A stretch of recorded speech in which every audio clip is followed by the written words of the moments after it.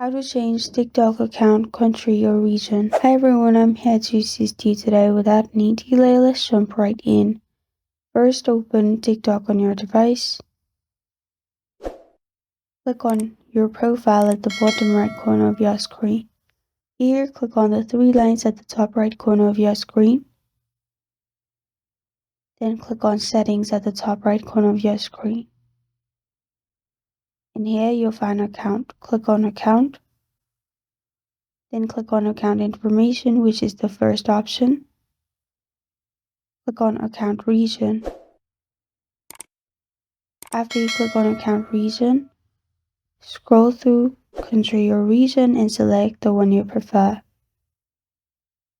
After that, it will load and you'll find your region changed. It is not available in my region, but it will be available in your region.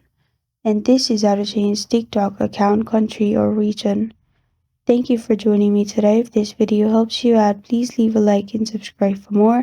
Got a question or want to suggest a topic? Comment below. Thank you for watching.